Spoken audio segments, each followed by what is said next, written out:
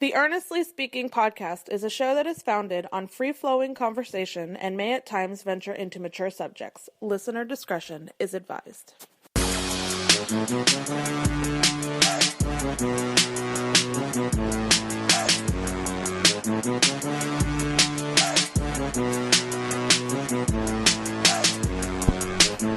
Earnestly podcast coming to you on February 2nd, 2021. Wow, we're already a month and some odd days into the new year. A lot's happened in the last 33 days? 33 days? I don't know. Anyway, how you guys doing? First solo pod in about a week. I'm glad to be with you guys. You know, lately I've been feeling very revigorated about things. As you guys noticed, I've been writing a lot more. I've written probably more blogs on my website, which, by the way, you can check out, earnestspeaking.net. More blogs on my site than I have probably all last year. And honestly, it's great. It's awesome. I feel revigorated about what I'm doing. Revigorated about independent media. This is my passion, you know. A couple episodes back, I think, right on time I had COVID. You know, I spoke about how one of the things that was suggested by my dad, actually, and my sister, Christina, was that, you know, they wanted me to take the time, the 2 weeks I was down, to kind of think about things. And, you know, this is a discussion that was ongoing with us dating back to the holidays when she came down here to visit, and just in talking about our future. You know, I did an episode back in late December, you know, hitting that crossroad of 40 years old, you know, getting to that point where now what, you know, and what's the next move? What's the next thing to do? Now, a lot of things also, I think, where maybe I bridge off, differently from others, is that I don't necessarily look at success as monetary. Certainly we want more money and security, and yeah, that's important. But I never looked at success as solely monetary. What's fulfilling to you in your heart, in your heart of hearts? What is fulfilling? What is satisfying? What is something that makes you feel like, yeah, I was called to do this. I'm happy. I'm content. And yeah, I'm in a place where I'm doing the thing I've always wanted to do. And those 2 weeks, when I had COVID, be away from this podcast, it sort of revigorated me, my love for media, my love for creating content, and my love for just being able to use my voice. Living in this era is so great because the opportunity to do this, to have platforms like this, to where normally, 20 years ago, when podcasts didn't exist, you had to, if you wanted to do a radio show on sports or whatever, or any kind of media, you had to go to school and you had to do all these things and to break into the industry. And obviously it's great to do that. It's great to follow that path. But, it was kind of streamlined in a way where if you didn't follow A, B, and C, you weren't getting to D, E, and F. Whereas now you don't need to say, the only way I could ever do sports radio, sports media is I have to work to ESPN. Yeah, sure, ESPN can be a goal, and if that's what you're gonna do, you go for those goals, you go achieve those goals. I've never discouraged anybody to do that, but there are other ways of doing this now, other options. You can bet on yourself. I'm a believer in betting yourself. I've been doing this podcast for 10 years. This summer will be 10 years. I've written for semi-popular, platforms, SB Nation, and a couple other things of that nature. I've started my own sites. I've done partnerships in the past. Some successful, some not so much. I've done the radio show. I've done a lot of things on a lower, obviously I never broke into the mainstream, but I did things and I I've talked to many people who have done a lot of things. I've made friends in this industry, independent media. I've made had some great opportunities to meet people who are important, people who have played sports, people in any media, any form of media, people who are doing the same thing I'm doing. I've interviewed sports legends, of that nature. I've done a lot. I think I've done a lot in the 10 years, and, recent years this show has changed obviously a lot, especially in the last couple of years where it's gone from a sports centric show to now is just a variety of things, and the show represents where I am in my life now. Of course I love sports, but that's not the only thing in my life that matters to me. Family, you name it. I'm into politics, into pop culture, wrestling, all that stuff. And I've somehow made all those things come into this world, Earnestly Speaking Media. I started Earnestly Speaking Media back in 2017. And I sort of strayed away from that a little bit in the last year or so, in a way. You saw that with the lack of writing I was doing in recent years. The podcast kind of went away from the sports, because the Earnestly Media was supposed to be a sports only thing, mostly sports, I'd say. I don't know. These 2 weeks of being out with COVID, it revigorated me. This is my passion. I love doing this, so I've doubled down again. I've gone back to that place where I was 3-4 years ago. Now, the challenge, of course, now is I have 2 children, ages 7 and 3. We'll both be 8 and 4 in 2 months, actually. I got a marriage. I got a regular 9-to-5 job. I still got other responsibilities. But to be able to balance that, and I'm starting to find ways where I can do this where I'm not taking away from that, because that was a challenge for a long time. When I first had my first son, I was, knee deep into my radio show, and that was my priority. Even though it was once a week, I was still, doing, a website with another partner of mine, and we were trying to get this going, and my mind was on that only.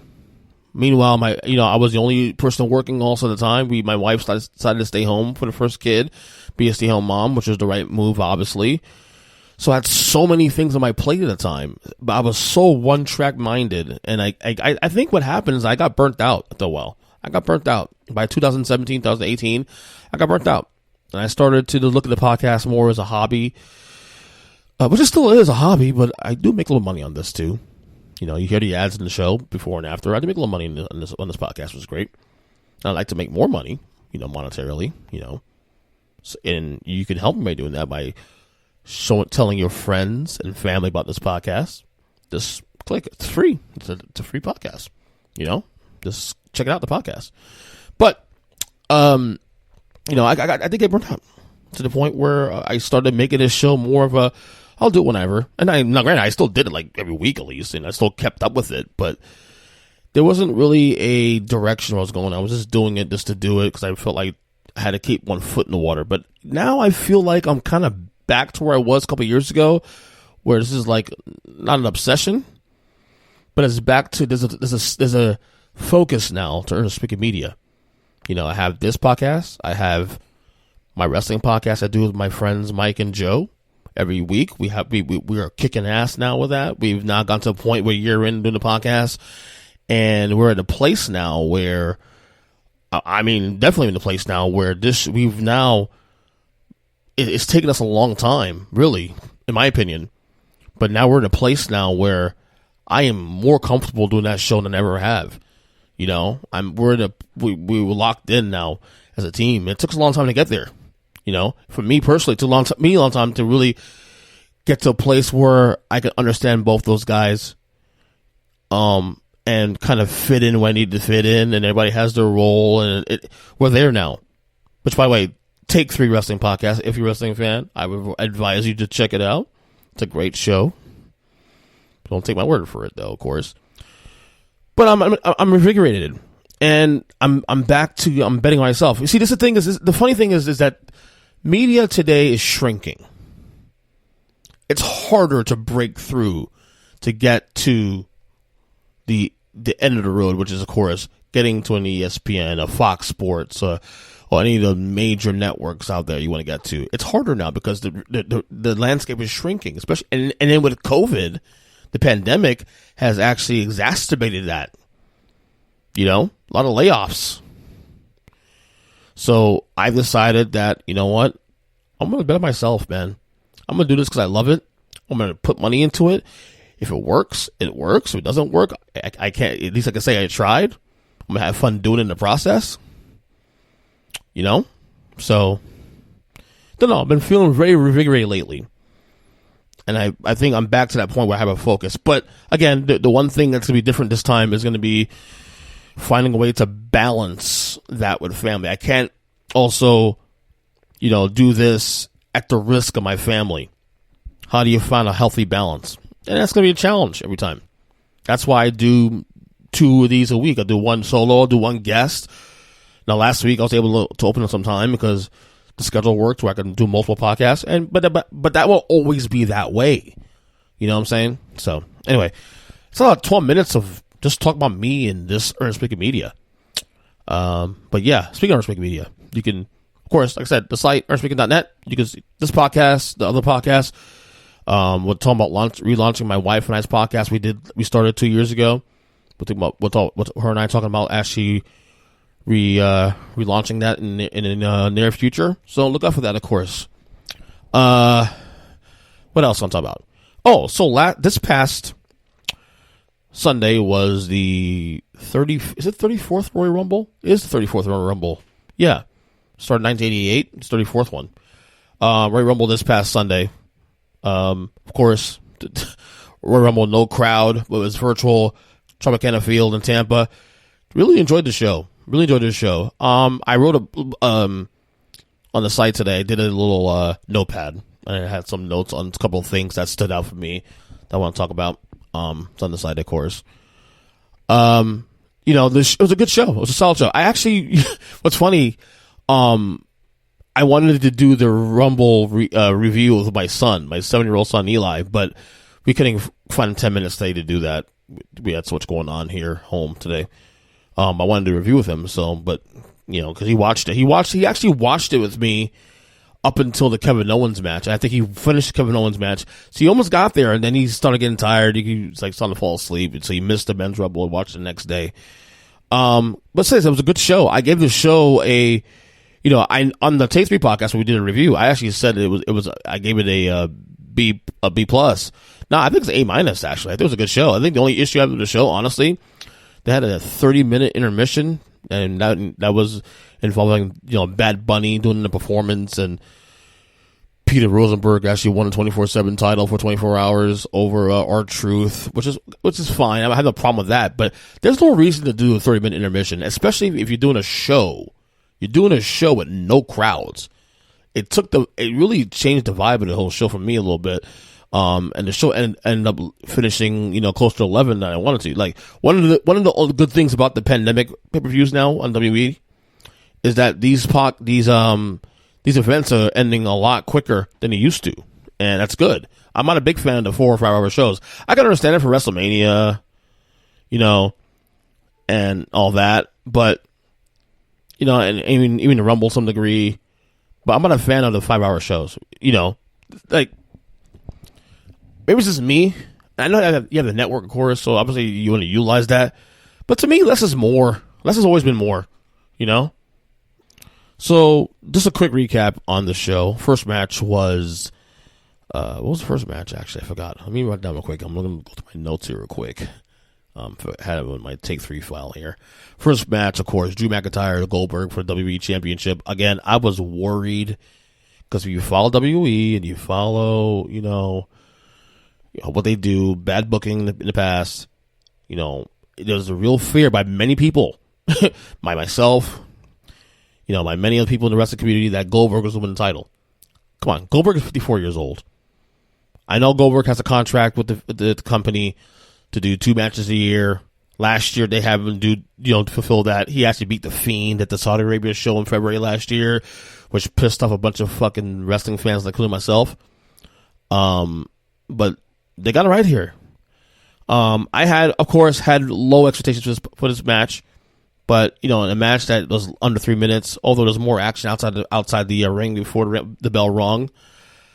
Drew got the title. You kept the title. I get the match a B, honestly, because I also get a B for many reasons. Number one, the fact they got the booking correct. Number one. Number two, Drew got more out of Goldberg than I thought. Drew got a little bit more out of Goldberg than I thought.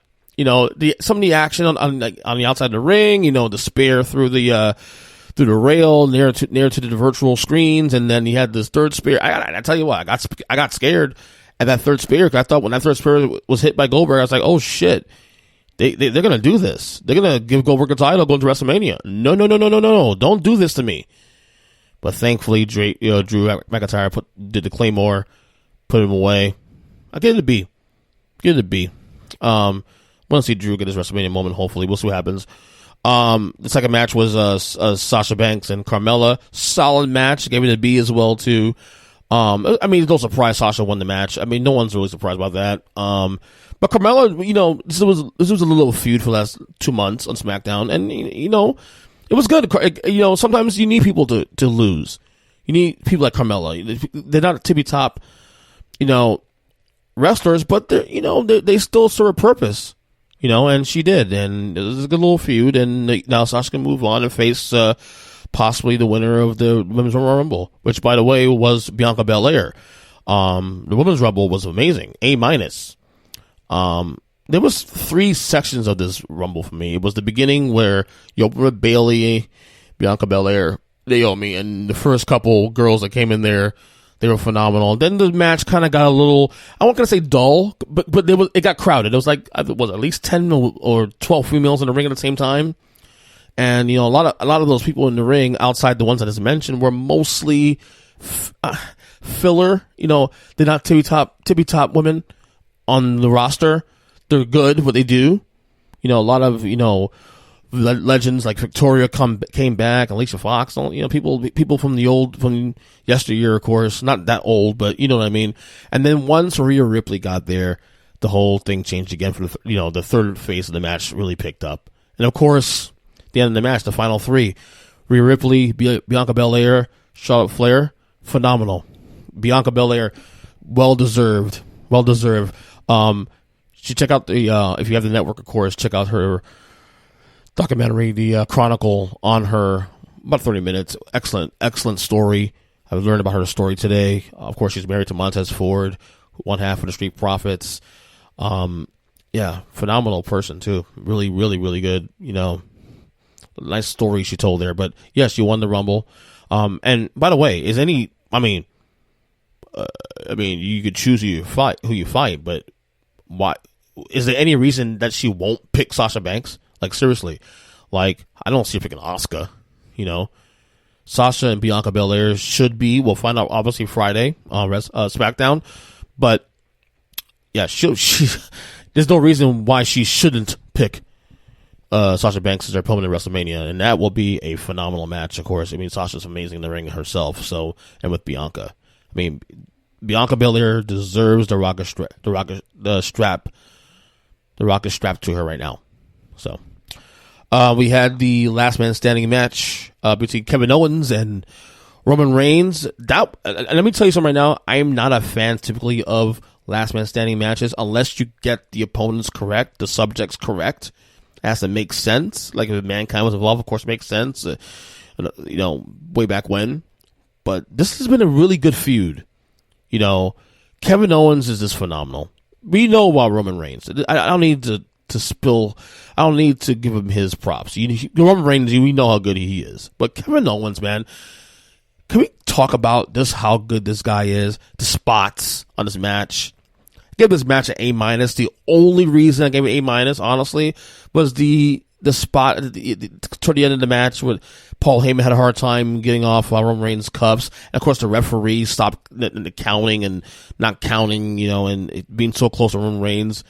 to where Roman Reigns made, hit him in the private area, whatever it was, and prevented Kevin Owens from winning the match. But other than that, it was a phenomenal match. Great, like I said, great spots. And this is the thing with Kevin Owens. I'm worried about, because now Kevin Owens, he's feuding with arguably the biggest guy in the company, having a great feud at that. It's been 2.5 months of this, and it's been a good feud. Obviously, this is probably the end of it. And then what for Kevin Owens? Where's he going to go? Because Roman Reigns is obviously going to go finish the champion at WrestleMania. He is the guy. But where does Kevin Owens go? Will he even be involved in WrestleMania? Does he go back down to the card? Down the card now? He obviously deserves better than that, So I don't know. That's the part that's really getting to me. Is that, okay? What do you do with Kevin Owens now? Who feuds him next? You gonna get him Sheldon Richardson or something? I don't know. And that's the bad part. He deserves more than that, honestly. So we'll see where that goes. The men's rumble, of course, last one, the men's rumble, I gave it a B. Edge was the winner. Solid rumble. I enjoyed it a lot. Nice spots there. The Randy Orton spot, where he gets hurt and he comes back later in the match. And, Seth Rollins came out. A couple surprises. Christian came out. Carlito looked great. The men's rumble this year wasn't as good as last year's men's rumble for obvious reasons. At the Edge surprise, of course. Brock Lesnar taking out the first 13 guys. I will say there was a little lack of star power there. And I think it's because not having a Brock Lesnar type there, in the match. No surprises really than Christian. I don't want to knock, obviously Edge and those guys, because it is star power there to some degree. But, Brock Lesnar was, when he being there last year and making a big deal about being the first guy, and he takes out the first 13 guys in the 13 entries, before he get knocked out by Drew McIntyre. There was a little bit of lack there to some degree, but in terms of the storytelling, in terms of the entire match, I enjoyed it. I give the match a B. And overall, I'll give the show a B as well too. I'll be honest with you, I'm moving up to an A-. I thought the show really was solid. I thought the entire show this past Sunday was better than last year's Rumble. I thought the men's Rumble was last year's better though, but I thought the entire show as a whole was more solid than last year's show. And then you have the backdrop of not having no crowds. And I thought, one thing I'll tell you about WWE, man, when they get it right, they get it right. Like, we can all be critical of WWE for what they do and don't do, but when they get it right, man, they get it right. So you can't really, give them shit in that retrospect. Also, a little more WWE thing. There was a documentary that came out also this past week on Yokozuna. If you're an old school fan, of course, and a new generation from the early mid 90s. Yokozuna documentary, about an hour and 20 minutes, hour and a half, I believe, close to that anyway. Excellent documentary. I actually teared up a couple times, man, because it's a story about how, him, going through the business. Obviously, he's related to, Rikishi, a couple of the guys, the Head Shrinkers, a couple of the guys that, the family of Samoans, Roman Reigns' cousin, of course, and all that. And, it was a good documentary. I'm actually shocked at how much it impacted me in terms of watching it. I teared up a couple times, like I said. Hearing his stories on how good a person, Ronnie was. Ronnie, of course, is his real name. And, him going through the struggles of weight, because obviously Yokozuna was a sumo wrestler gimmick, and he got bigger and bigger and bigger, and obviously he passed away in 2000. It was a very informative documentary into a life of someone that, had a, very short run, if you think about it, because he debuted in 92 in WWE. He won a title in WrestleMania 9 and 93, held the title for 30 seconds for Hogan, that whole spot. We can go, one day I think I'll do a whole bit on that during WrestleMania season. And then, getting the title back a couple months later at King of the Ring over Hogan, which ended up being the end of Hulkamania, and he held the title for a good, almost a year before losing it to Bret Hart in 94, and then after that, pretty much, he went down the card, gained more weight and, all that. And, it's a sad story in general, but, but a sad story about a great person who helped others. The people whose testimonies on the documentary was great. Undertaker and Rikishi, The Godfather, Stone Cold Steve Austin, all Roman Reigns, all, there talking about the greatness of Ronnie Onwai. Well, I don't know how to pronounce his last name, actually. Annoy. I think it's annoy. Starts with an I. But yeah, phenomenal documentary. It's on the network, of course. Check it out if you get a chance.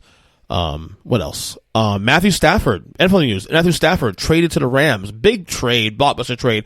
Shocking for one reason, because I didn't think trades were allowed this early. We still have the Super Bowl coming up in 5 days. I didn't think they allowed a trade this early. So it's probably in principle, I guess, right? I don't know. It's official now, but and I wrote about this on my notepad today a little bit, and I'll kind of elaborate some more on this. Matthew Stafford got traded to the Rams in exchange for Jared Goff and picks. So, how you assess this trade, really honestly, is really according to how you assess these quarterbacks. So, a lot of people think that the Stafford going to the Rams they gave up too much, and Stafford's not all that great. Well, it depends. I am higher than most on Matthew Stafford. I think at Matthew Stafford's best day, when he plays his best football for a season, he's definitely a top 10 guy. He was definitely a top 10 guy for a few seasons probably in mid-2010s, the aughts, so you call it. I thought maybe between 2012 and 2015, 16, he was a top 10 quarterback. Detroit is a dumpster fire, no matter who they get. They had arguably the greatest running back in history of football on their team for 10 years, and they still sucked. I mean, granted, they had 1 year when they went to the NFC title game against the Redskins in 91, but other than that, they've stunk for a long time. So no matter who they got, they still stunk. So the fact that Stafford got that team to at least, 8 wins a year on average was a miracle in itself. I actually did a podcast on this a couple years ago. Where I did a show a bit where I think it was last season. It might have been last season. I'm not sure. Oh, no, the season before that. Because I got into an argument with some friends of mine, and we would discuss. And one of my friends actually is a Lions fan. If you can believe that. And he's not a Stafford guy at all. And the question was, is Matthew Stafford a top 16 quarterback? Are there 16 quarterbacks better in the league than Matthew Stafford? And what I did on that episode, I ran through the list of quarterbacks that were currently in the league at the time, starting quarterbacks, and I had Stafford still as a top 16 quarterback. He was still a top 16 quarterback. I think I had a number 14, maybe. I went through the list. Every single quarterback in the league. Did the Rams give a lot? Well, we'll see. Because the Rams clearly don't value draft picks that much, or high draft picks, because they've been doing this the last 2 years. They've been gobbling top tier talent like Jalen Ramsey, but they're still competitive. They're still a contender, Now, people are going to say, well, Jared Goff is really good. Well, the knock on Jared Goff for the last couple of years is that Jared Goff was a system quarterback, orchestrated by Sean McVay. There was rumors for all year long that Sean McVay wasn't a big fan of Jared Goff, which is now clear, because you don't trade him away, if you don't think he's good enough. And it was clear that Sean McVay was already out of the Jared Goff business. I will say this one in the case of Jared Goff. We don't know how good he is. We had the 1 year with Jeff Fisher where he fucking stunk up the joint. Then Sean McVay gets there and then everything changes. So was it Sean McVay or was it Jared Goff improving? All I know is this. If Jared Goff at least matches Matthew Stafford's production in Detroit, regardless of record, it doesn't say it, make the Lions competitive. If he at least matches Jared Goff's Matthew Stafford's production in Detroit, it's a win for the Lions. I will say that much. We'll know. And we'll know how good Matthew Stafford is with talent around him. Because Matthew Stafford had nobody. He had Calvin Johnson for a little while, and that was it. And they were a playoff team every so often. Let's give him credit for there. Without Matthew Stafford, the Lions are still probably a 2 or 3 win team a year. At least they're winning between 6 and 10 games a year, depending on how the pendulum swings in Detroit and how the pendulum swings the rest of the conference and the division. But I am bigger on Stafford than most. So, again, this is all based on my personal feelings. I think he's a much better quarterback than we give credit for. And I think you put him down the Rams now. With Sean McVay, the Rams. If I look at Stafford the way I do, I think the Rams are going to be one of the favorites to win the NFC next year. We'll see what goes though, because a lot of things going on. Like I said, this is going to be a fascinating season offseason, no quarterbacks. Lots of storylines. I think I'll do one episode where I focus on that, or at least a segment going forward once the season's over, where I focus on quarterback, because you have Dak Prescott, and he's probably going to become a free agent this year. You could have, obviously, Stafford's now in L.A., Goff is now in, in Detroit, and now you got Deshaun Watson. Now, the haul that the Rams gave up, or Detroit got for Stafford, clearly Deshaun Watson's better than Matthew Stafford. He's a top 5 guy, in my opinion. How much is it going to cost for Deshaun Watson? Because the Houston Texans are a dumpster fire themselves. They're going to lose him and J.J. Watt. And if I'm the Houston Texans, you got to do what you got. Do what you got to do. Blow it up. Blow the whole damn thing up. Nuke the motherfucker, man. Nuke it. Because it's time. Deshaun Watson is done there. J.J. Watt wants nothing to do with that place anymore. Nuke it. And I tell you what, I wrote about this. I wrote a blog about this last week about the places that teams that should be inquiring. Let me tell you right now: if the 49ers get a hold of Deshaun Watson, we got a problem in the NFC. That move would actually probably, unseat the Rams move for Stafford. Because the Niners had a rough year this year, but they had a lot of injuries, but they were competitive as hell. You give them a quality quarterback, because clearly Jimmy Garoppolo ain't the guy. Clearly. Because you got Deshaun Watson, top 5 guy in the league, with that talent there, and Kyle Shanahan's coach. Oh, boy. I would probably put San Francisco the favorite in the NFC, considering the fact that the NFC is wide open anyway. Like, Seattle's good, but how good is Seattle? I mean, Seattle's inconsistent. One of the most inconsistent 12-win teams in the history of the league. In my opinion, anyway.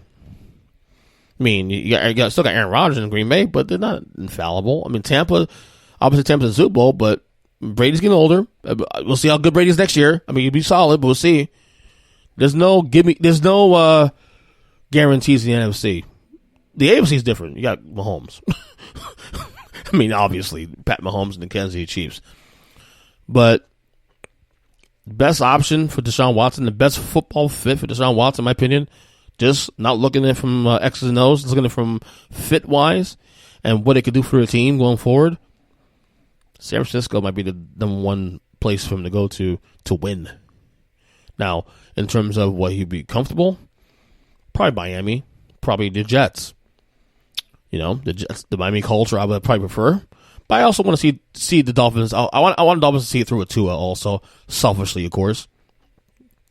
So, we'll see. We'll see what goes. Okay, final thing before I go. So last week, I actually used DoorDash for the second time. First time I used DoorDash actually was during COVID, the first week of COVID. We actually ordered a burger from a place I never heard of. DoorDash is cool. It is cool. And for someone who likes to support small businesses, of course, especially in whatnot, and people who do that business of delivering food and whatnot. I work in the service industry, so I definitely appreciate that. I appreciate what they do. But it was funny because last week I realized the expense of how bad it is expense wise for me. So I ordered a platter from one of my favorite places, Pollo Tropical. A platter, a half chicken platter. It was cost about $8 if you go up there yourself. I didn't want to go up. I didn't want to drive there because it's not as far. But I just wanted to get my kid from school and go home and relax. I was one of those days I just didn't want to go anywhere else. So I ordered the food. But I basically paid double just for my platter. So I paid the fee, obviously the DoorDash fee, which at least around $5 just for delivery fee. And then you still got to tip the driver. And I'm going to do that because I want them to have the money, especially because what's the point? And I tipped them, I think, with like $3 or $4. But the thing is that the value of DoorDash is good and bad. Like, it's not something you should be using all the time. Now, if you got a lot of money to burn, that's one thing. But, it's like I'm paying $16, $17 for a meal that really costs only $7 or $8. And, me being a little frugal, minimalist, all that, I see that, and reality hit me after the fact. Granted, it's worth it. The food's great. So, but I can't really afford to do that all the time. So, it's funny, but the thing with DoorDash is that I, for a long time, thought DoorDash was some separate company. I had no idea that you can actually literally go to their website and find the place you want to eat from and order the food there. I wasn't aware of that. I thought it was a little more complicated, when in fact, the places that deal with DoorDash, the companies that have that, it's already part of the ecosystem already. I had no idea. It was kind of cool, but at the same time, it's like, a lot of money. A lot of freaking money. $8 meal cost me $16. In the moment it's great, but then like, oh my God, I paid $8 more for something I could have gotten myself. Now granted, you can think about, well, it's offset by gas, but I'm not paying $8 of gas to go to the place to eat at. It's not $8. So no, I like DoorDash, but I'm gonna be, obviously it's not something I'll probably be abusing a lot in the future. Now, if I get rich, of course, or if you guys listen to this podcast and push this podcast to people out in the world, and I make more money in this podcast, maybe this podcast could be my DoorDash allowance. Who knows? Who knows? Anyway, man, gotta go. We got a couple podcasts planned in a week, mostly sportsy. Obviously, Super Bowl preview podcast with Kyle and Jim, Big Jim, Thursday, dropping on Thursday night, early Friday morning. I am planning also an NBA, all NBA podcast as well too. We haven't talked much NBA in detail in quite a while since the start of the season. We're gonna do that. We're actually gonna pick up the noise here on the Earnestly Media, Earnestly podcast, and really discuss these things going forward. So again, hit me up on Twitter, EJChristian7, Earnestly Media at earnspeaking.net. Subscribe to all the podcasts on the network, of course, and we will talk soon. Later.